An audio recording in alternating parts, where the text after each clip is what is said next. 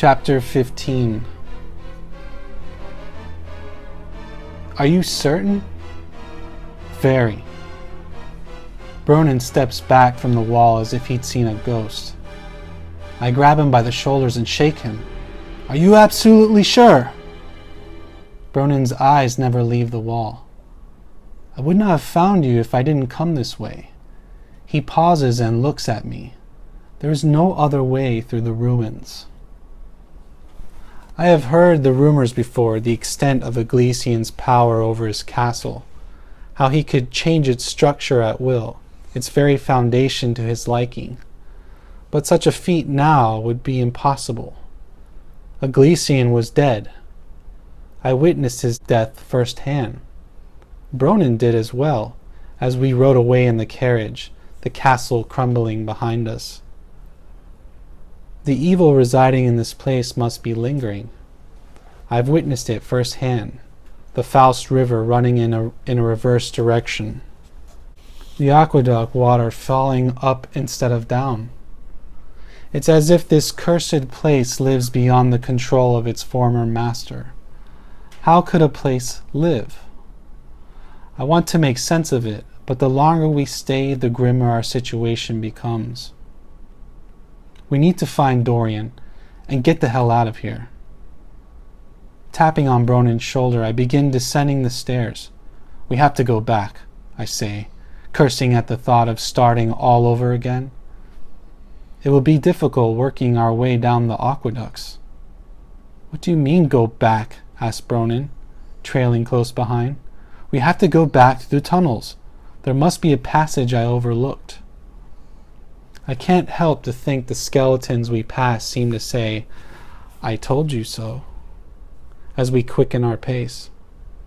Our boots carelessly click on each step as we descend. Down and down we go. It seems a never-ending descent. My pace slows. Something isn't right. The stairs should have ended by now. What is it? Asked Bronin, standing next to me, staring into the same endless darkness. The way we just came. It's gone. I take a few more steps forward and look back. Bronin is still there. Stay close to me. Bronin puts his hand on my shoulder, and I continue. Despite the numerous torches lit along the stairs, the further I descend, the darker the surroundings. The light fades unnaturally. Another trick? A loud boom suddenly shakes the walls of the passage. A heavy thud like that of a large trunk slammed shut.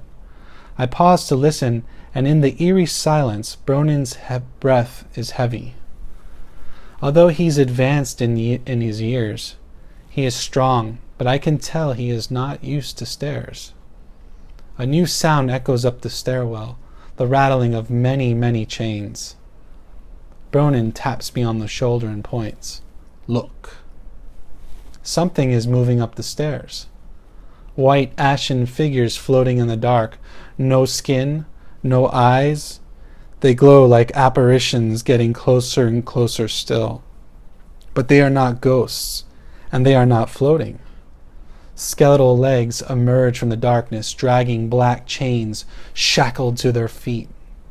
Arms hang loosely at their sides. Some are missing their arms, and some use the walls to hold themselves up. They are carrying lanterns. I take a few steps back, forcing Bronin to stay behind me. There are so many of them. I gaze back, and it is the same behind us. Dozens of caretakers coming toward us. Their feet scrape along each stumbling step, falling, but not one lantern is broken. Those are intended for the living souls, seeking a new life, a way out of their dying existence. They recover just enough to keep moving.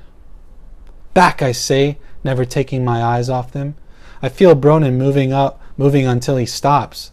Our backs are against the wall with nowhere to go. I hold the torch away from my body, keeping the caretakers at bay. One comes into my circle and I swing, striking its ribcage. Bones scatter across the ground as its lantern falls and shatters. The The soul has nowhere to go and dissipates with a howl. To my left, I hear more glass breaking and I see a burst of flame. Some of the skeletons are on fire. They take a few steps closer and crumple to the stairs, falling apart like dolls, bones rolling along the steps. More howls. Save your holy fire, Bronin. We need to conserve. But as I say the words, there is no end to the caretaker's approach. Beyond the ones I see, there are more, and beyond them, even more. The corridor, once lost in darkness, now emanates an endless supply of lantern light. A caretaker's head soars through the air as I strike another, but the body still advances. "What do you suggest I use, my hands?" asks Bronin. Before I reply, he removes one of the torches from the wall and smashes a skeleton through its torso, forcing it to drop its lantern. I swing with ferocity, hitting skeleton after skeleton, but the effort is futile. The skeletons are swarming us and I'm running out of room to swing. My hand goes to the bawaka. I don't want to chance losing it, but I have no choice.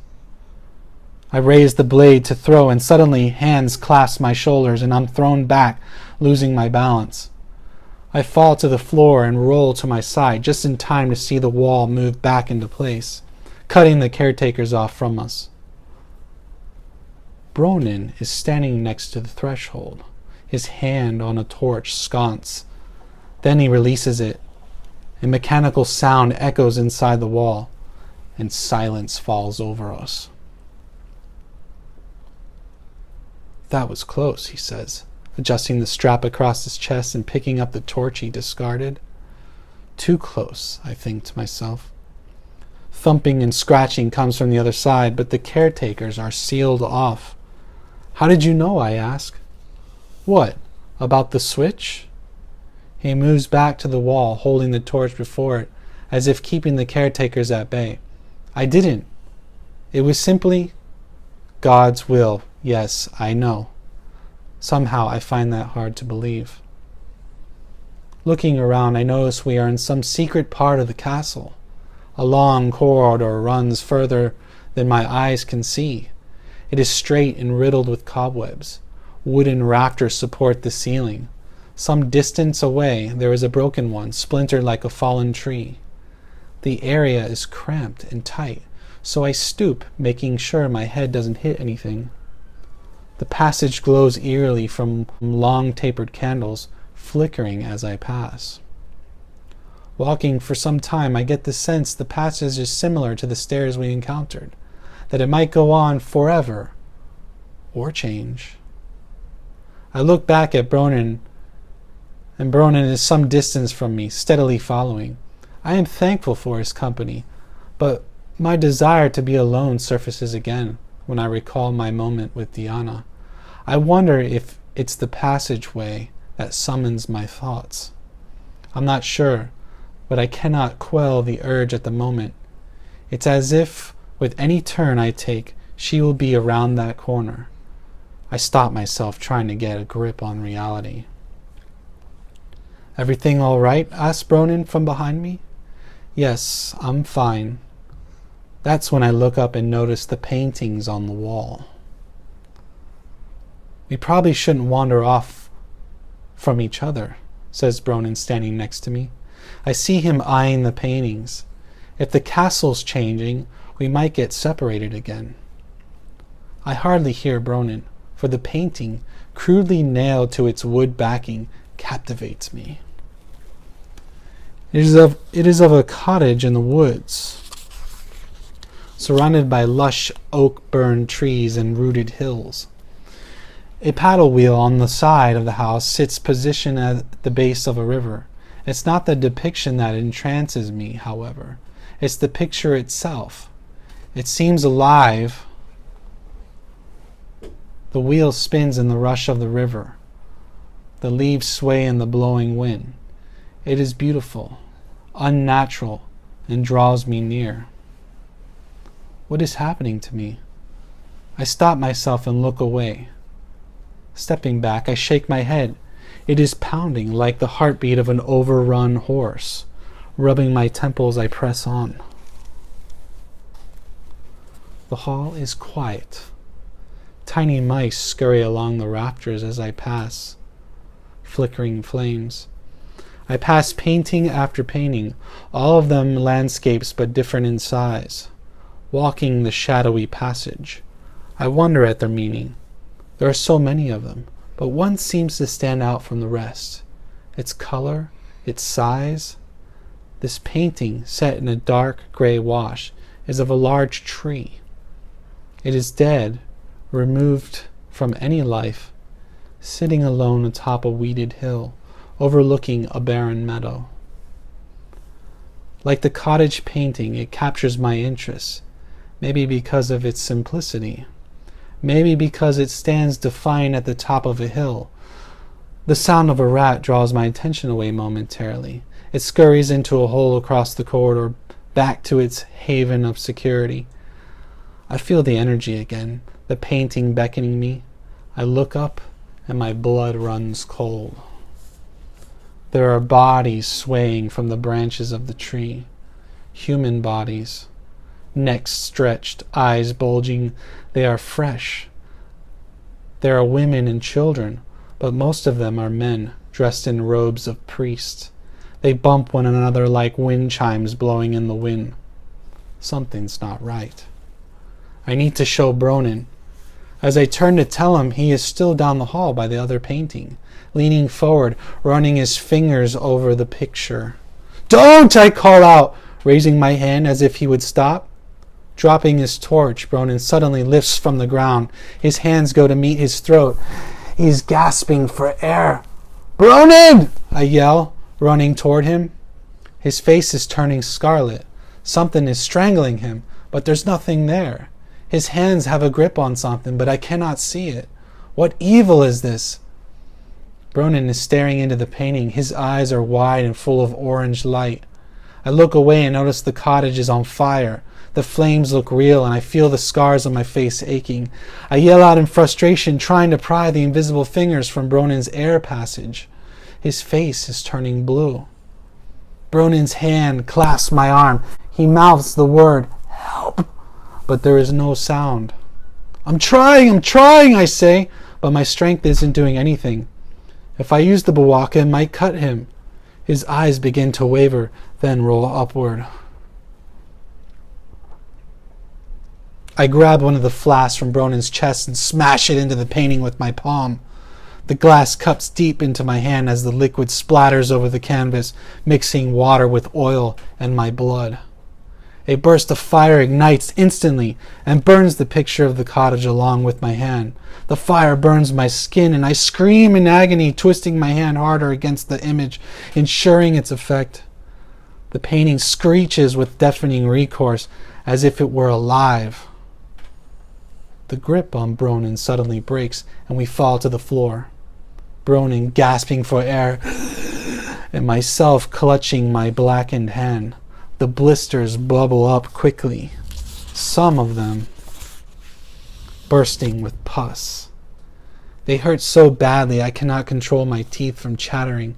I inch away from the roaring inferno that once used to be the cottage painting. The fire is hot and I fear it might consume us both if we stay.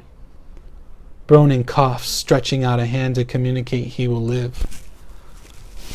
Helping each other, we move quickly past rafters and squealing mice, past paintings I dare not look at, until we reach the end of the hall. Smoke pours from the corridor and out into the large expanse before us. I can hear the flames raging behind. There are multiple screeches now. I have a feeling more of the paintings have caught fire. "Let me see," demands Bronin, grabbing the wrist of my blackened hand and the left one where the bracelet used to sit. "Gianna, my beautiful love, I am hurting." My hand is horrible to look at, but Bronin keeps on tending to me, uncorking a leather skin from his satchel, dousing my pustule-covered hand with cold water. The application works and the pain temporarily subsides. "Keep at it, but pour just a little at a time. We need to conserve the water." I follow his advice as he searches again through his bag. You need clean bandages, or that will become infected quickly. He pulls out strips of yellowish cloth. They aren't very clean, but it's all I have. He begins rolling my hand with the thin cloth, stinging my skin. Broden suddenly erupts into a coughing fit, pausing his application. "Thank you for saving my life," he manages to say, trying off the last of the bandage. "Don't thank me. Many people died because of me. I try not to think of the plausible outcome, that Dorian might be next."